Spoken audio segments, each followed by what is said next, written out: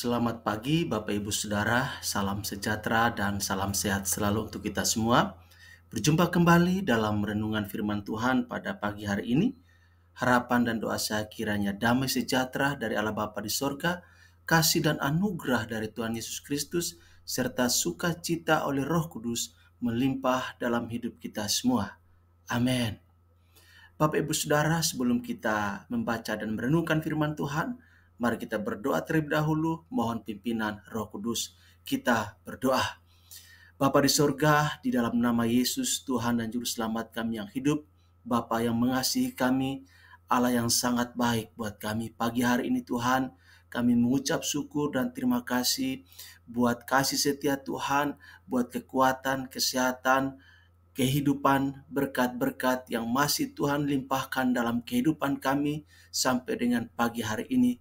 Lebih khusus Tuhan, kami mengucap syukur karena masih diberikan kesempatan oleh Tuhan untuk membaca dan merenungkan firman Tuhan. Mari Tuhan, Engkau menolong kami supaya kami bisa mengerti apa yang menjadi isi hati Tuhan buat kami melalui firman-Mu yang tertulis. Dan biarlah melalui firman-Mu ya Tuhan, kami boleh bertekad untuk melakukannya di dalam kehidupan kami, taat dan setia mengerjakan perintah-perintah Tuhan dalam kehidupan kami. Terima kasih Tuhan, berkati kami semua di dalam nama Tuhan Yesus. Kami berdoa dan bersyukur. Haleluya. Amin. Bapak Ibu Saudara yang dikasihi oleh Tuhan Yesus Kristus, pada kesempatan pagi hari ini kita akan membaca kebenaran firman Tuhan dari Kisah Para Rasul pasal 13 ayat yang ke-22. Kisah Para Rasul pasal 13 ayat 22, demikian firman Tuhan. Aku telah mendapat Daud bin Isai, seorang yang berkenan di hatiku dan yang melakukan segala kehendakku. Demikian firman Tuhan buat kita pada kesempatan ini. Yang berbahagia adalah setiap kita yang membaca, merenungkan, menghayati, lalu melakukan firman Tuhan dalam hidup kita setiap hari. Amin. Bapak Ibu Saudara, ada sebuah pertanyaan yang perlu kita renungkan bersama, yaitu mengapa Daud bisa begitu berkenan kepada Allah sehingga ia memperoleh kasih karunia Tuhan yang begitu besar dan dibenarkan serta disertai dan dilindungi oleh Allah. Dibuat Allah berhasil beruntung dan berkemenangan serta mendapatkan promosi dari Tuhan serta dibela oleh Tuhan dalam kehidupannya. Padahal Daud sebagai manusia biasa, sama seperti kita, tidak luput dari segala keterbatasan, kekurangan, kelemahan, ketidakperkenanan, dan keberdosaan seperti kita. Tetapi Bapak Ibu Saudara, dari pembacaan firman Tuhan pada pagi hari ini, Daud selain seorang yang dipenuhi Roh Kudus, juga memiliki hati yang sungguh-sungguh di hadapan Tuhan. Dan beberapa hal berikut ini yang menjadi kunci sehingga Daud bisa mendapatkan perkenanan Tuhan dan mengalami kasih dan kebaikan Tuhan dalam kehidupannya. Yang pertama, Daud mengasihi Tuhan, takut kehilangan hadirat Tuhan, takut Roh Kudus diambil dari hidupnya, dan takut akan Tuhan. Itu bisa kita baca dalam Mazmur 51 ayat 12 sampai ayat yang ke-13. Kemudian yang kedua, Bapak Ibu Saudara, Daud mencintai firman Tuhan dan haus serta lapar untuk dipenuhi oleh Roh Kudus. Dalam Mazmur 119 ayat yang ke-97, sehingga Daud bisa berpikir dengan perspektif ilahi, melihat segala sesuatu dari sudut pandang Tuhan, melihat rintangan sebagai tantangan dan krisis sebagai peluang untuk mengalami kuasa dan mujizat Tuhan dalam kehidupannya. Bapak Ibu Saudara, selanjutnya yang ketiga, Daud mau merendahkan hati di hadapan Tuhan dan selalu berusaha memprioritaskan Tuhan, mencari Tuhan dalam kehidupannya.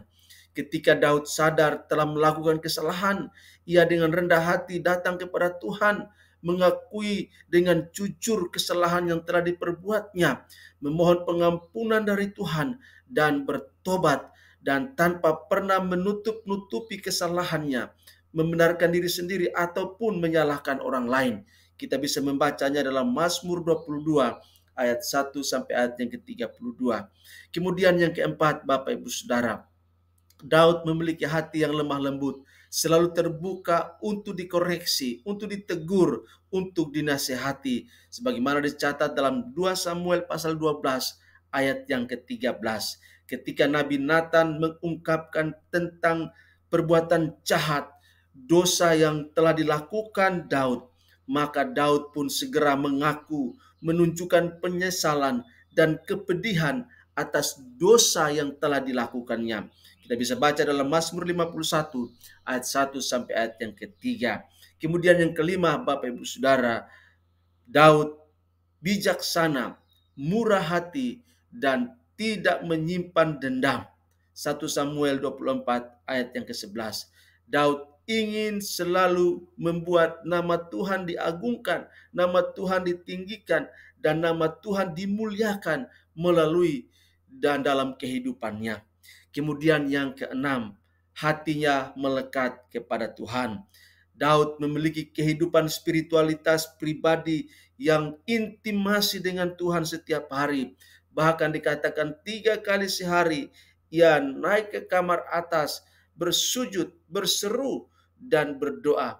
Sebagaimana dikatakan juga bahwa 7 kali sehari ia memuji-muji Allah, menyembah Tuhan, praise and worship, berdoa, bergantung kepada Tuhan sepenuhnya. Kemudian yang ketujuh,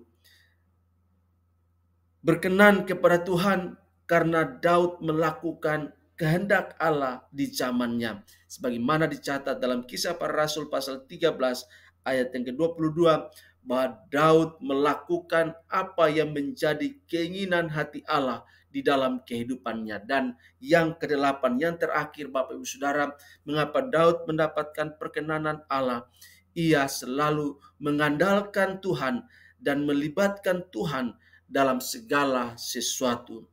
Bapak Ibu Saudara, ketika Daud berhadapan dengan Goliat, ia sangat bergantung kepada Tuhan. Ia sangat mengandalkan Tuhan dan percaya bahwa pertolongan Tuhan, kuasa Tuhan nyata baginya, sehingga ia mampu mengalahkan Goliat, tentara Filistin yang gagah perkasa, yang berdiri tegap dan mau maju menghantam Daud. Tetapi secara ajaib, iman Daud dijawab oleh Tuhan dan Daud beroleh kemenangan, Goliat dikalahkan. Bapak Ibu Saudara, saya percaya bahwa kita semua rindu untuk menyenangkan Tuhan dalam kehidupan kita. Kita rindu supaya kehidupan kita boleh makin hari makin mendapatkan perkenanan Tuhan dalam kehidupan kita.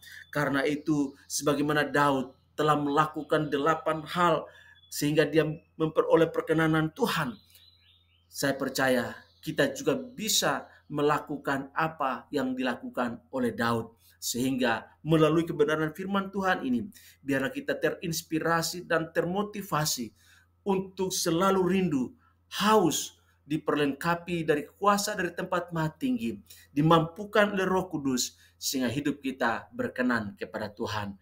Demikian firman Tuhan buat kita pada kesempatan ini. Tuhan Yesus berkati dan salam untuk kita semua. Amin.